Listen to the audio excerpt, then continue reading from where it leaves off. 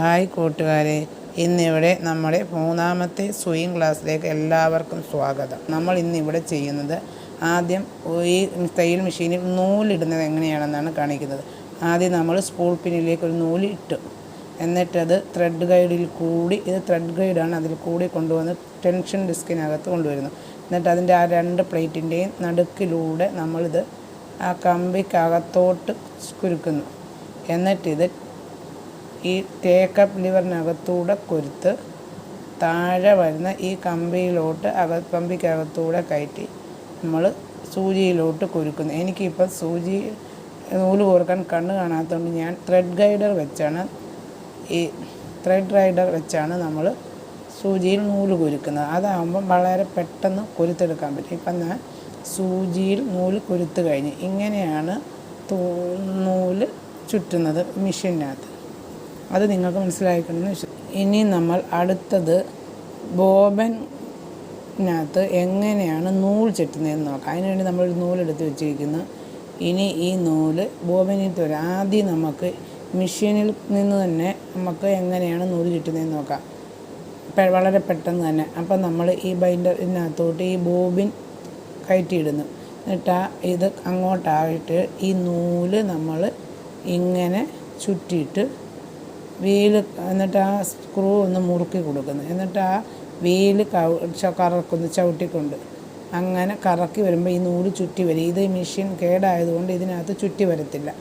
അതുകൊണ്ട് ഞാൻ വേറെ രീതിയിലാണ് നൂല് ചുറ്റുന്നത്. ആ രീതിയും കൂടെ ഞാൻ കാണിച്ചു തരാം. നമ്മൾ സ്പൂൾ പിന്നിലായിട്ടോട് നൂലിട്ടിട്ട് ഈ ബോബിനെടുത്ത് നൂല് 2-3 ചുറ്റിയിട്ട് ഒരു കമ്പി എടുത്ത് ഈ ബോബിനകത്തോട്ടിടുന്നു. എന്നിട്ട് നമ്മൾ ഈ വീല് കറക്കിക്കൊണ്ട് വീലിനകത്ത് നമ്മളിപ്പോൾ ചുറ്റി ഇങ്ങനെയാണ് നമ്മൾ നൂല് ചുറ്റി ഇങ്ങനെ എടുക്കുന്നത്. എനിക്ക് മറ്റേത് കേടായതുകൊണ്ട് ഇതിങ്ങനെയാണ് ചുറ്റുന്നത്. ഇങ്ങനെ 2 തരത്തിലും നമുക്ക് നൂല് ചുറ്റിയെടുക്കാം. മഴയ മെഷീനിലൊക്കെ ഇങ്ങനെയൊക്കെ ചുറ്റിയെടുക്കാൻ പറ്റത്തുള്ളൂ. അപ്പോൾ ഇനി അടുത്ത് ഈ ബോബിൻ കേസിലേക്ക് ഈ ബോബിനിൽ ചുറ്റിയ നൂലും ബോബിനും കൂടി ഇതിനകത്ത് എങ്ങനെയാണ് ഇടുന്നതെന്ന് നോക്കാം. ഇതിങ്ങനെ നേരെ വെച്ചിട്ട് ഇതിനകത്തോട്ടിടണം. എന്നിട്ട് ഇത് ഈ ബോബിൻ കേസിനകത്തോട്ട് ഇങ്ങനെ ഇടുക. എന്നിട്ട് ഇത് നമ്മൾ ഇതേപോലെ ചുറ്റി കൊണ്ടുവന്ന് ഇതിനകത്തോട്ട് ഇങ്ങനെ വെളിയിലോട്ട് കൊണ്ടുവന്നു അകത്തൂടെ. ഇനിയിപ്പം ഇത് നമ്മൾ അടുത്തത് ഈ ബോബിൻ കേസും ബോബിനും അതിനകത്ത് എങ്ങനെയാണ് അടിയിൽ നൂലിടേണ്ടതെന്ന് നോക്കാം. അപ്പം നമ്മൾ ഈ ബോബിൻ കേസിൻ്റെ ഇതിങ്ങനെ പൊക്കി വെച്ചിട്ട് നമ്മൾ ഈ ബോബിൻ ഇടേണ്ട ഭാഗത്തോട്ട് ബോബിൻ കേസ് വെക്കേണ്ട ഭാഗത്തോട്ട് ആ ലോക്ക് ഇങ്ങനെയാണ് നമ്മളിതിൽ ബോബിൻ കേസ് ഇടുന്നത്. എന്നിട്ട് ഇത് നൂല് ചുറ്റി നൂല് എടുത്ത് ഇങ്ങനെ താഴെ നിന്ന് മുകളിലോട്ട് വലിച്ച് എടുക്കുന്നു വീല് കറക്കിക്കൊണ്ട്. അപ്പം അത് ഇനി നമ്മൾ കാണിക്കുന്നത് സൂചി എങ്ങനെയാണ് ഇടുന്നതെന്നാണ്.